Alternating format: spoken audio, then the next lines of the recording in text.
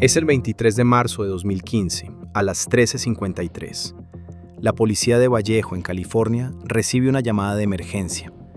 Al otro lado del teléfono está un hombre llamado Aaron Quinn, y lo que cuenta es increíble. Aaron dice que su novia, Denise Hoskins, está de visita en su casa. La pareja se había ido a dormir como de costumbre la noche anterior. Alrededor de las 3 de la madrugada, unos hombres habrían entrado de repente en su casa. Los ladrones les habrían drogado y atado a él y a su novia Denise. Ahora, 10 horas después, Aaron ha vuelto en sí, pero de su novia Denise no hay ni rastro. Al parecer, la han secuestrado. Una patrulla de policía se dirige de inmediato a la dirección de Aaron Quinn. Aaron les explica de nuevo a los agentes que llegan que le han drogado y que su novia, Denise, ha sido secuestrada. En el suelo de la cocina hay restos de cinta adhesiva roja. Aaron explica que eso era una señal para él. Los ladrones lo habrían atado y le habrían ordenado que no saliera de la zona marcada con la cinta roja. Sobre una mesa aún están las bridas con las que lo ataron, así como unas gafas de natación que Aaron tuvo que ponerse para limitar su visión. También les enseña a los policías una pequeña cámara que cuelga en la cocina.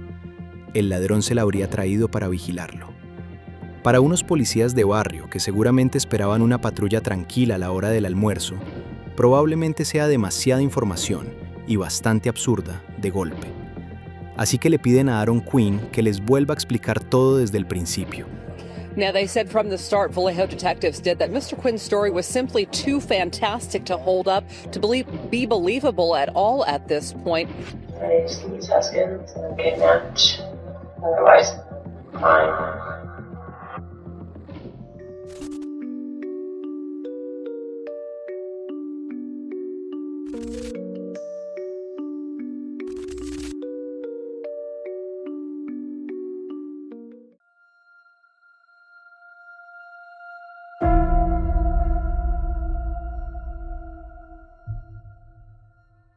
Aaron Quinn y su novia Denise Hoskins llevan juntos unos 7 meses. Se conocieron trabajando como fisioterapeutas en una clínica. La noche anterior, el 22 de marzo de 2015, Denise y él se lo pasaron tranquilamente en casa de él. Se tomaron unas cervezas y un poco de whisky mientras veían la tele en el sofá. Hacia la 1 de la madrugada, los dos se van al dormitorio.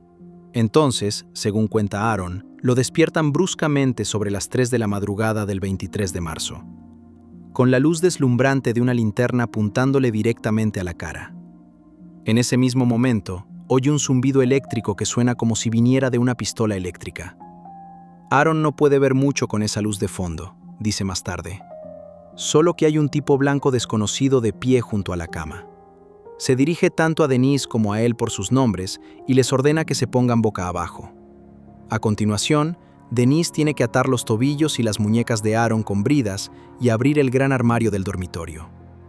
El ladrón agarra a Aaron y lo arrastra dentro del armario.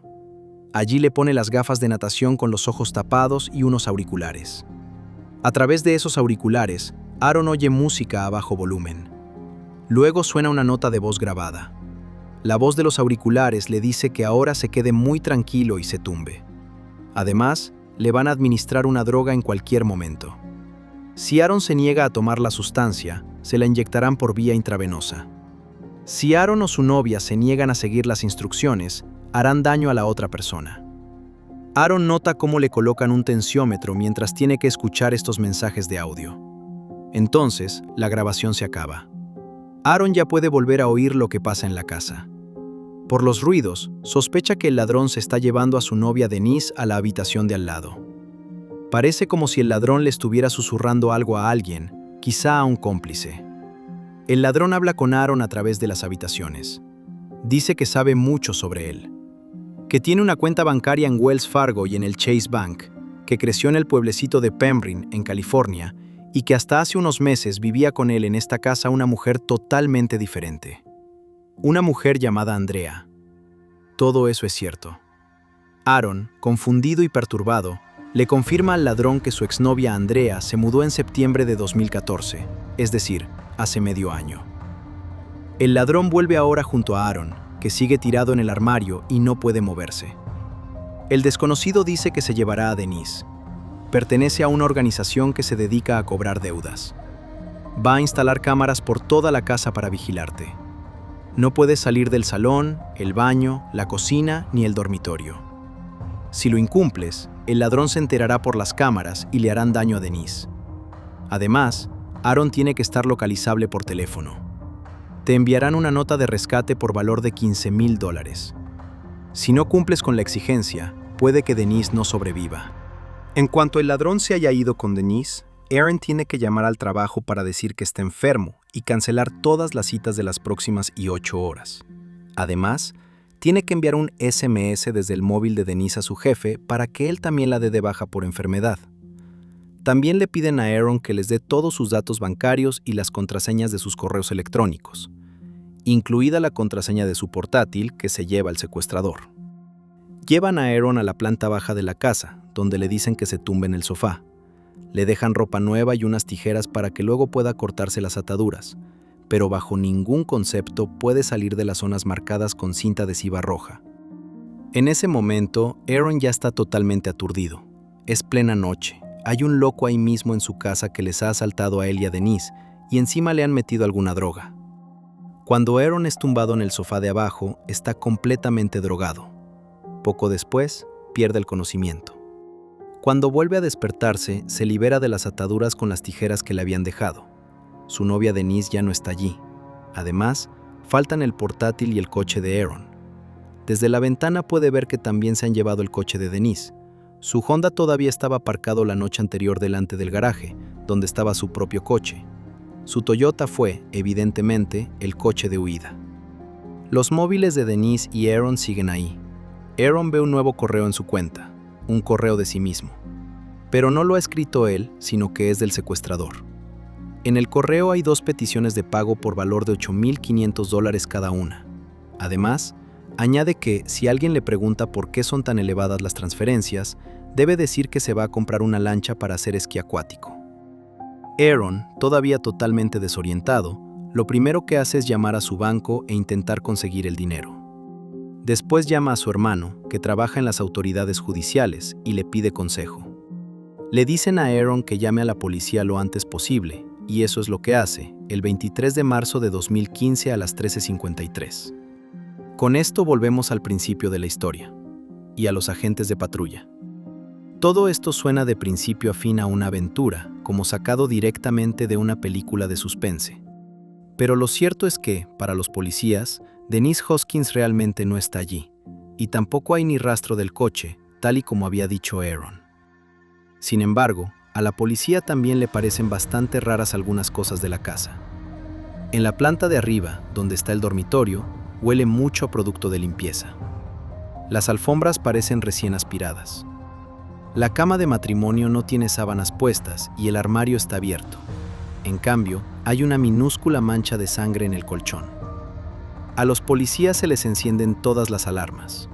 Una casa recién limpiada, ropa de cama que falta, una mancha de sangre y una mujer desaparecida. Un hombre que cuenta una historia totalmente confusa y que no llama al 112 hasta 10 horas después del supuesto secuestro de su novia. Aaron Quinn tiene que ir a la comisaría y allí contarlo todo de nuevo.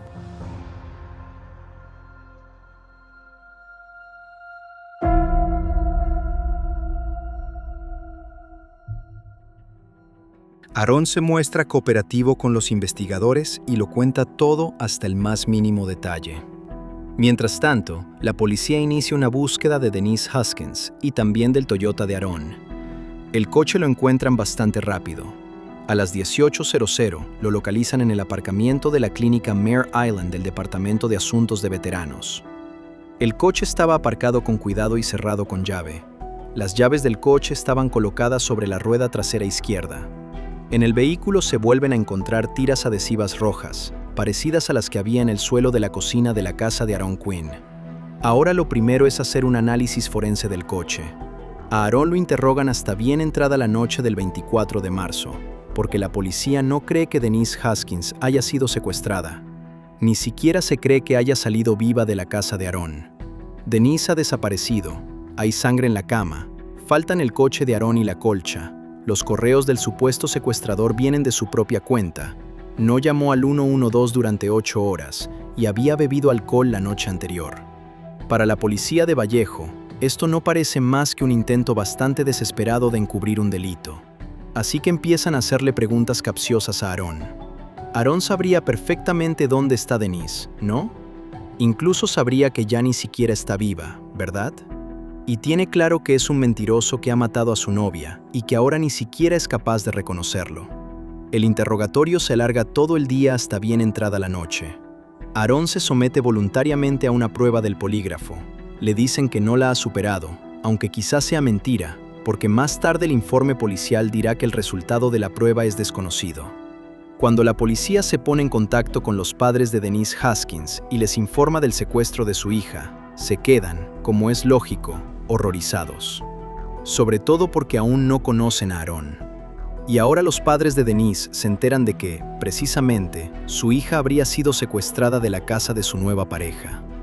La policía se pone manos a la obra para formarse una idea de quién es Aaron. Él mismo ha dicho que los secuestradores le preguntaron por su ex, Andrea.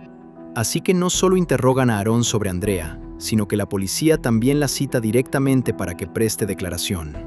Aaron y Andrea no solo estaban juntos, sino que incluso estaban comprometidos. Hasta septiembre de 2014. Al parecer, Andrea le fue infiel, tras lo cual él rompió con ella. Justo después, Aaron empezó a salir con Denise. Y, como suele pasar en la vida, Aaron, Denise y Andrea trabajaban todos juntos en la misma clínica, incluso en la misma planta.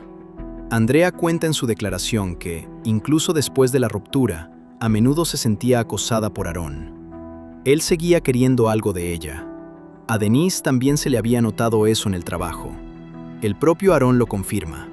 Solo unos días antes del secuestro hubo una discusión entre Aaron y Denise. Aaron le había enviado mensajes a Andrea que sonaban bastante íntimos, incluso anhelantes. Denise lo pilló en pleno. La policía cree haber identificado aquí el motivo por el que Aaron podría haberle hecho algo a Denise. Si la noche anterior volvieron a hablar sobre el triángulo amoroso con Andrea, es muy posible que eso acabara en una discusión. La situación da un giro cuando los policías llaman también a los padres de Denise para interrogarles. Los investigadores quieren saber si hay algo en su pasado que sea inusual. Algo que los investigadores deban saber. Su hija es una mujer adulta, independiente y de éxito. Pero hay algo de la infancia de Denise que cuentan sus padres.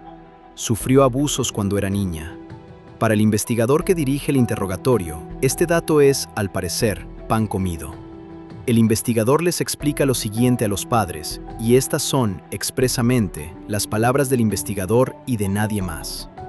Cuando las niñas sufren abusos, no es raro que más tarde recuerden los hechos con gran intensidad para, según él, revivir esa emoción. O bien está muy mal expresado, o es simplemente una falta de respeto. Da a entender que quizá Aaron sí que esté diciendo la verdad. Quizá el sospechoso no sea él, sino la propia víctima del secuestro. A los investigadores se les ocurre ahora un posible paralelismo con una película que, solo un año antes, había sido nominada a varios Oscar. La trama de la película es que una mujer pilla a su marido siendo infiel, igual que Denise pilló a Aaron.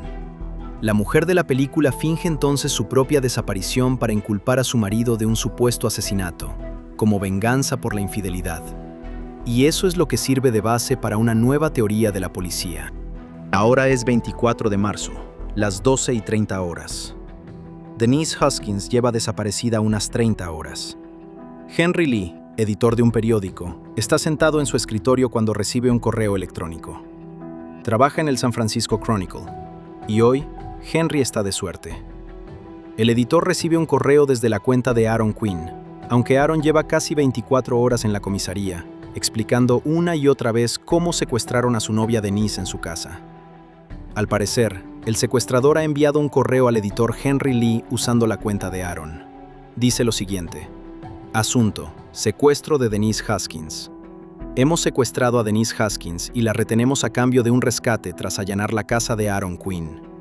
El secuestro no fue un bulo, y tampoco lo es este comunicado nuestro, los autores del mismo. Además, en el correo hay un enlace. El enlace lleva a un archivo de audio. En el archivo se oye la voz de Denise Haskins. My name is Denise Haskins. I'm kidnapped. Otherwise fine. Dice que puede demostrar que realmente es ella quien graba este mensaje. Su primer concierto fue de Blink 182. Alguien que la imitara no sabría eso. Además, ha sobrevivido a su secuestro. Puede demostrarlo porque sabe que se estrelló un avión alemán en los Alpes franceses. Se refiere al avión que se estrelló a las 10:40 hora local. En Estados Unidos, eso no salió en las noticias hasta el lunes. El hecho de que Denise en el mensaje de audio esté al tanto de este caso demuestra que realmente sigue viva.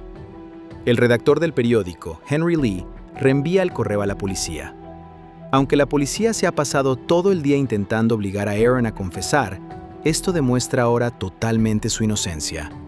Los investigadores le devuelven el móvil que le habían quitado para analizarlo. Y eso es un problema, porque se supone que Aaron debe estar localizable por teléfono. Cuando Aaron recupera el móvil, ve en la pantalla 2 llamadas perdidas de la noche anterior. Una el 23 de marzo a las 20:31 y otra 2 minutos después. Ambas proceden de un número de prepago que se activó ese mismo día. Es obvio que se trata del secuestrador de Denise. Al menos, el FBI puede averiguar rápidamente desde dónde se hicieron las llamadas. Procedían de Lake Tahoe, en California, a unos 270 kilómetros de Vallejo. Y eso no se descubre hasta 24 horas después.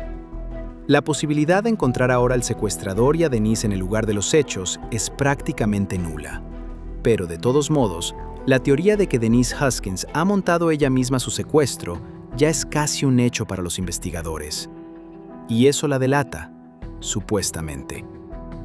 Like Amy Dunn, Denise's kidnapping was all a hoax. She is alive and well, found by police 400 miles away at her father's apartment in Southern California. I can tell you that our investigation has concluded that none of the claims has been substantiated. And I could go one step further to say this, that this was not a random act.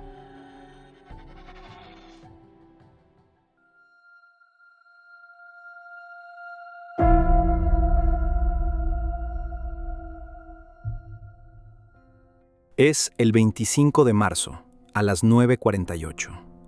Han pasado 2 días desde el secuestro de Denise Haskins. El padre de la desaparecida llama a la policía.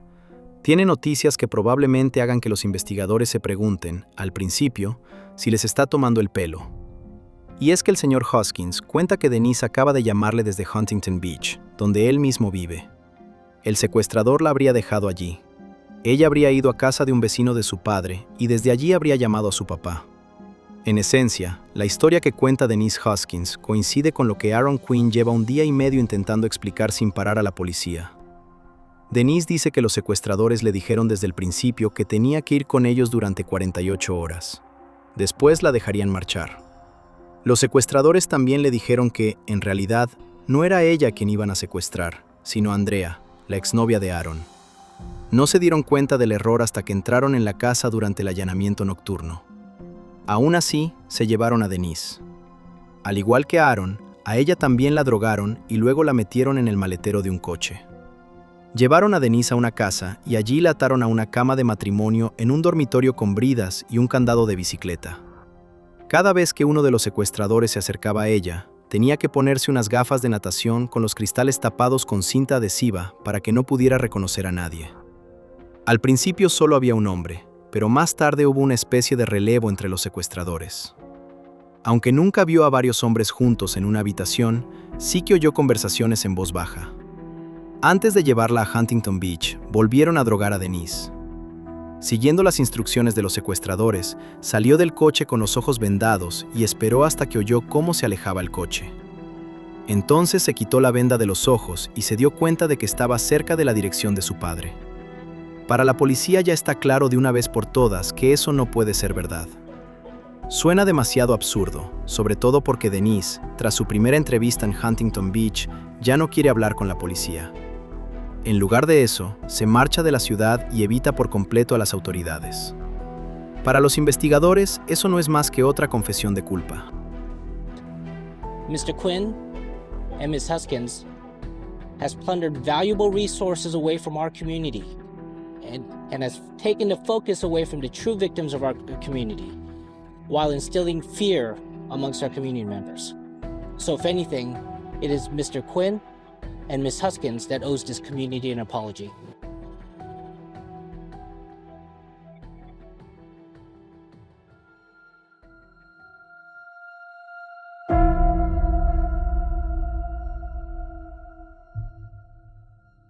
Lo que la policía no sabe es que en este momento, Denise Hoskins sigue muerta de miedo.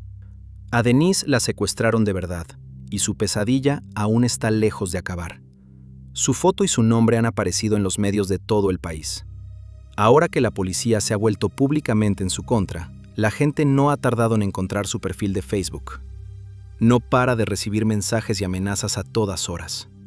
Y todo esto mientras tiene la sensación de no poder confiar en nadie. Hay una razón por la que no ha vuelto a hablar con la policía, y es que los secuestradores heden algo contra ella. Mientras estaba en manos del secuestrador, este le dijo que necesitaba una garantía de que Denise no hablaría con la policía sobre lo ocurrido. Para ello, los delincuentes han ideado un plan cruel. Uno de ellos abusa de Denise y lo graba todo. Si los delincuentes se enteraran de que ella quiere contárselo todo a la policía, publicarían el video en internet. Denise aguantó todo eso con un miedo terrible a morir.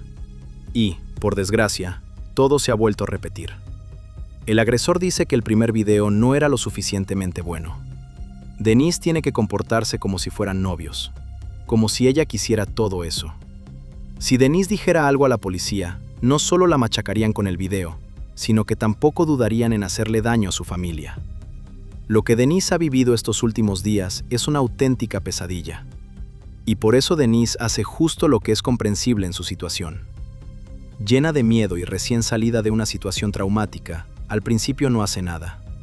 Y eso no le hace ninguna gracia a la policía.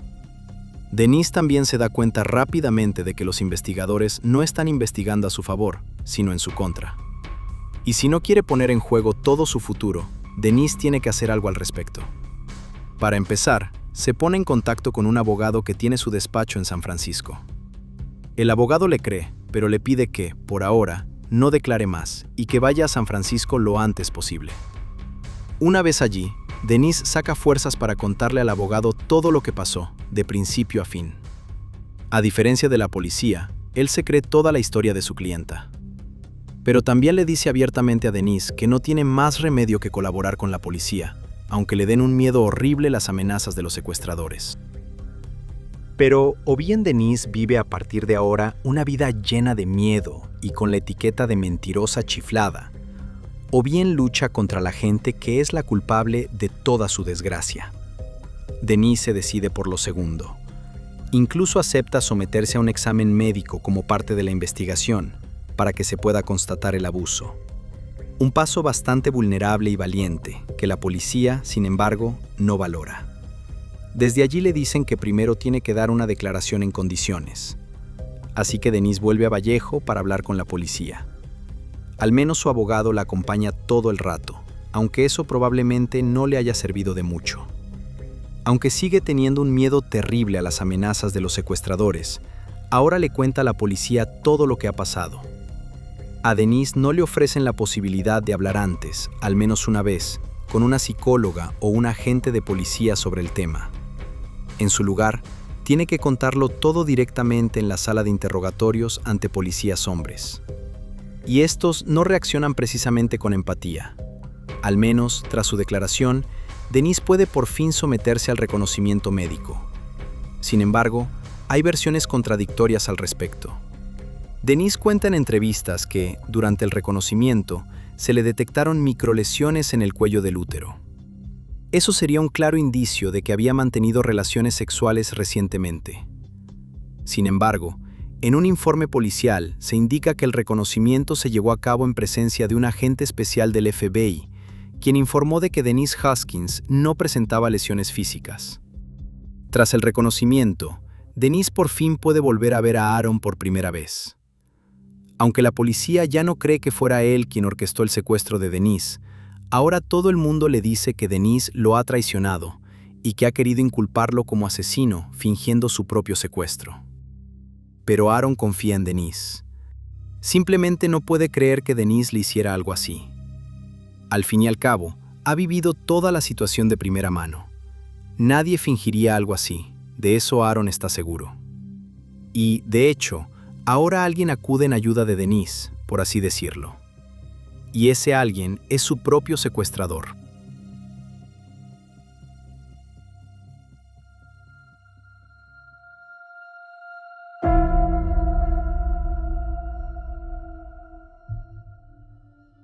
Mientras Denise y Aaron se vuelven a ver por primera vez, el periodista Henry Lee está sentado, como siempre, en su escritorio.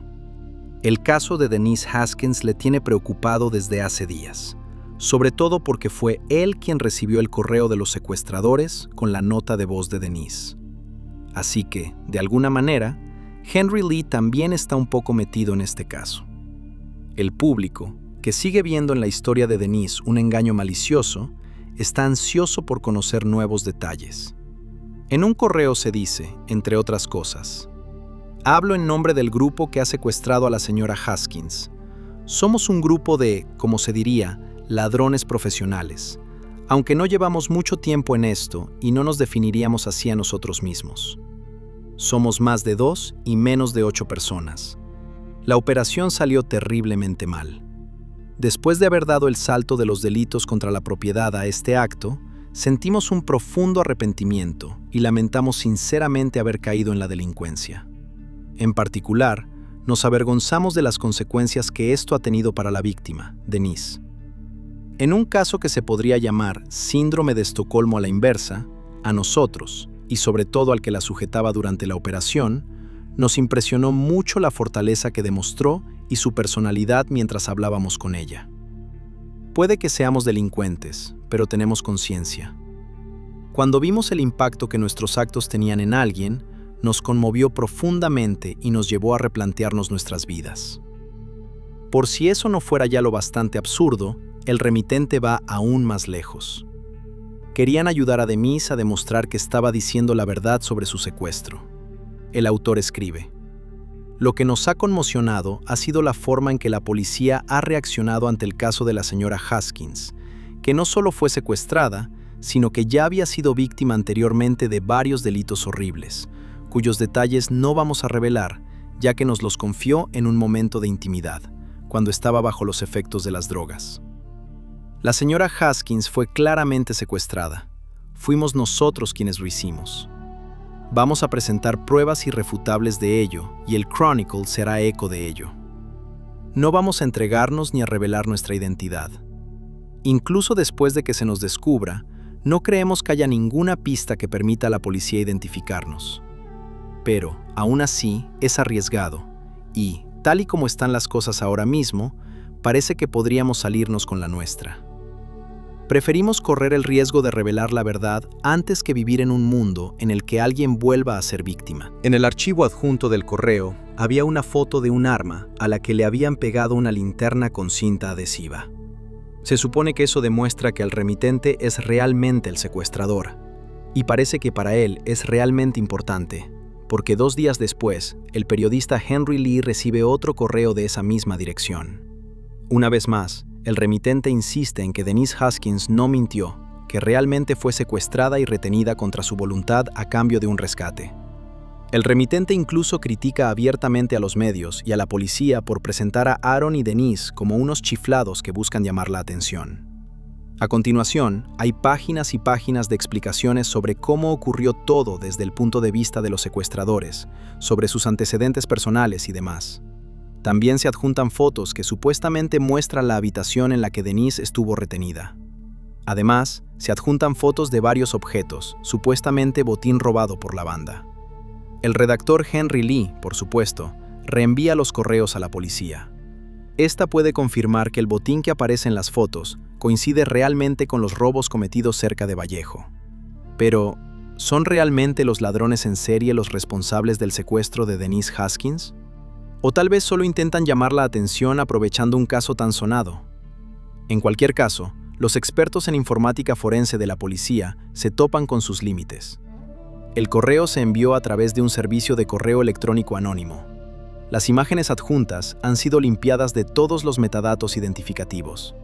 Pero sea como sea, no se toman muy en serio esta pista. En cambio, las autoridades están estudiando emprender nuevas acciones legales contra Aaron y Denise.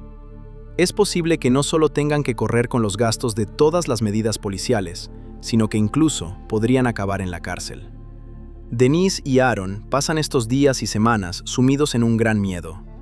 Al mismo tiempo, están decididos a superar todo esto juntos. Por casualidad, descubren que Aaron y un investigador principal del caso tienen una conocida en común. Se trata de Andrea, la exnovia de Aaron. Andrea era, de hecho, el verdadero objetivo del secuestro. Andrea ha contado todo lo que sabe. Entre otras cosas, detalles que al final han hecho que Aaron sea sospechoso, al menos a ojos de la policía. Pero hay algo que no aparece por ningún lado en los expedientes del caso, ni en los interrogatorios. Que Andrea no solo es la exnovia de Aaron, sino también la ex del investigador principal. Quizá eso explique por qué se han portado tan mal con Aaron. Y este enredo no ayuda precisamente a que haya esperanza de que la desconfianza hacia Denise y Aaron termine pronto.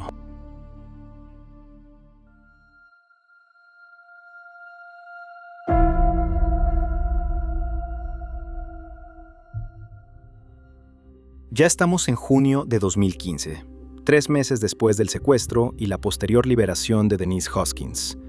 No estamos en Vallejo, California, donde Denise y Aaron se están recuperando del asalto y luchando para que les crean, sino en Dublín, una pequeña ciudad a 1 hora de distancia más o menos. En plena noche, la policía local recibe una llamada de emergencia. Al teléfono hay una mujer que llama desde la casa de su pequeña familia. Cuenta que se despertó porque le apuntaban con un puntero láser a la cara. Alguien ha entrado en su casa. Luego les ordenaron a ella y a su marido que se pusieran boca abajo y miraran hacia otro lado. Pero la pareja se resistió, y el ladrón ahora tiene en su poder a su hija de 22 años. Mientras la mujer llama a la policía, el hombre lucha contra el intruso, y lo consigue. Cuando llega la policía, el padre de la familia está manchado de sangre, pero la hija está a salvo. El ladrón ya se ha esfumado. Sin embargo, el ladrón se ha dejado algo importante en la casa de la familia: su móvil. La policía averigua rápidamente a quién pertenece el número de móvil. En los datos del operador aparece un segundo número. Cuando la policía llama a ese número, contesta una mujer mayor. Al preguntarle amablemente, la mujer dice directamente a quién pertenece: a su hijo, Matthew. Matthew Muller no tiene el historial típico de un sospechoso que encaja en el perfil. Todo lo contrario. En los 90, Matthew sirvió durante 4 años en los Marines. En la década de los 2000, estudió Derecho en Harvard. Nunca fue acusado ni condenado. Pero los expedientes muestran que ya había sido considerado sospechoso en varias ocasiones por delitos sexuales. Y así, la policía se hace una idea clara de lo que el agresor podría haber planeado al irrumpir en la casa de la familia. Por suerte, la valiente intervención de los padres evitó que su hija de 22 años sufriera más lesiones y traumas. Mientras tanto, la madre de Matthew les cuenta abiertamente a los investigadores dónde pueden encontrarlo para devolverle el móvil. En ese momento se encuentra en una cabaña de vacaciones de la familia en el lago Tahoe. Allí es donde la policía lo detiene, como sospechoso del allanamiento en Dublín. Además del propio Matthew, en la cabaña se encuentran cinta adhesiva y bridas, así como pistolas de juguete. A una de ellas le tienen pegado un puntero láser. Así que el asunto queda bastante claro bastante rápido. Pero, de alguna manera, parece que aún hay algo en el aire. Todas las ventanas de la cabaña están tapadas con cinta adhesiva o atrancadas. En el dormitorio se encuentra una jeringuilla y un potente somnífero. Toda la escena resulta tan extraña que, tras llevarse a Matthew, la policía vuelve a inspeccionar con más detenimiento los alrededores de la cabaña. No muy lejos de la casita hay un coche aparcado que figura como robado. Una de las policías abre el maletero del coche y, al principio, da un respingo. En el maletero hay un torso humano y una chaqueta de tela negra. Al menos, eso es lo que parece a primera vista. Al fijarse mejor, resulta que se trata de un muñeco de goma hinchable con una cara de plástico pegada. Además, en el maletester hay unas gafas de natación, con los cristales cubiertos de cinta adhesiva y un mechón de pelo rubio enredado en la cinta. Al principio no está claro de dónde viene todo eso. Pero las gafas de natación se meten en una bolsa y se llevan como prueba. Cuando la policía avisa al dueño del coche robado, le dice directamente que el vehículo está relacionado con un robo que aún se está investigando. El dueño del coche no solo está contento de que su coche robado haya reaparecido, sino que también está atento y atando cabos. Te cuenta lo del llamado Mare Island Creeper.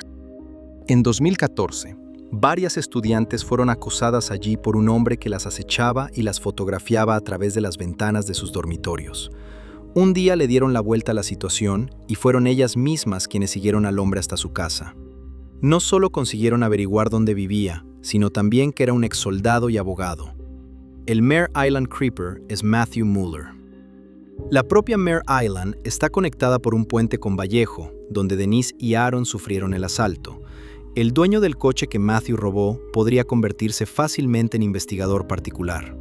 Y es que establece otra conexión que resulta increíblemente importante para la policía. El Mare Island Creeper dejó de acechar a chicas jóvenes de la zona a principios de 2015. Más o menos al mismo tiempo que el caso de Denise Haskins acaparaba los titulares. Y resulta que el pelo rubio que se encontró en las gafas de natación es suyo. Con esto, al menos esta parte de la pesadilla de Denise llega a su fin. Por fin le creen. Cuando se le acusa a Matthew Mueller, confiesa enseguida. Matthew nunca reveló por qué quería secuestrar a Andrea. Tampoco por qué, en su lugar, se llevó simplemente a Denise. Matthew siempre ha negado que hubiera varios agresores. Hoy se cree que quizá Matthew llevaba consigo esta muñeca de goma del maletero de su coche durante sus agresiones, para que, en la oscuridad, pareciera la sombra de una segunda persona. Además, en su cabaña se encontraron grabaciones de voces susurrando. Es posible que simplemente las reprodujera y hablara consigo mismo para dar la impresión de que había varios agresores. En 2017 condenaron a Matthew. Por secuestro, robo y abuso, le impusieron una pena de 40 años de cárcel. Mientras tanto, también ha confesado otros delitos, concretamente desde 1993. Aunque la policía lo había registrado como sospechoso en varios casos, parece que nunca llegó a descubrirlo del todo. El delito contra Denise Haskins se podría haber evitado directamente. La policía sabía perfectamente de la existencia del Mare Island Creeper. Las propias víctimas persiguieron al agresor y pudieron identificarlo como Matthew Mueller. También lo denunciaron a la policía, pero al parecer nunca se abrió ninguna investigación contra él. Y eso a pesar de que acosó a varias mujeres y les hizo fotos íntimas. Y como no lo condenaron por ser el Mare Island Creeper, pudo secuestrar a Denise Haskins en febrero de 2015. Denise cuenta en un documental de Netflix que sufrió abusos 3 veces en su vida. La primera vez a los 12 años, luego otra vez de joven y por último, a los 29 años, a manos de Matthew. Cuenta que siempre la trataban con desconfianza cuando hablaba de lo que le habían hecho. Ni de niña indefensa, ni de joven que buscó ayuda en la policía y fue rechazada allí, ni siquiera cuando, literalmente, la arrancaron de su vida y la secuestraron, nadie le creyó. Esto no solo es increíblemente cruel, sino que además nos lleva a una pregunta importante que plantea Denise Haskins. ¿Qué le tiene que pasar a una mujer para que la crean? Tanto los agentes que ignoraron las denuncias sobre el Mare Island Creeper, como todos los que acusaron públicamente a Denise y a Aaron de mentir, siguen hoy en día en activo. Ninguno de ellos ha sufrido consecuencias. Por cierto, el hecho de que los investigadores pudieran establecer la conexión entre Matthew Mueller y Denise Haskins se debe, en última instancia, a una mujer, Misty Karausu, una policía en prácticas. Fue ella quien encontró las gafas de natación en la cabaña de Matthew. Fue ella quien tuvo la certeza de que el mechón largo y rubio que había en las gafas significaba que Matthew había obligado a una mujer a ponérselas, mientras probablemente le hacía cosas inimaginables. Y fue Misty quien se tomó en serio las pistas que dio el propietario del coche sobre el Mare Island Creeper. Aunque Denise y Aaron estaban increíblemente decepcionados con el resto de los investigadores, a Misty le siguen estando agradecidos hasta hoy. Denise y Aaron siguen juntos hoy en día e incluso están casados. Ahora son padres de 2 hijas pequeñas. Incluso han escrito un libro sobre su experiencia. Además, hay un documental de 3 episodios en Netflix sobre el tema. Allí, la propia Denise habla mucho y cuenta cómo vive hoy con su trauma. ¿Qué os parece este caso? Y sobre todo, ¿qué pensabais al principio? ¿También os entraron dudas en algún momento? Estoy deseando leer vuestros comentarios. Tengo curiosidad por saber qué opináis al respecto. Por cierto, así también apoyáis al canal, ya que cualquier interacción aumenta la probabilidad de que el vídeo se recomiende a gente que aún no se ha suscrito a Insólito. Muchas gracias de antemano. Por lo demás, no hay mucho más que decir. Os deseo buenos días, buenas tardes o buenas noches, según la hora a la que veáis el vídeo, y espero que nos volvamos a ver en el próximo vídeo. Hasta entonces. Chao, chicos.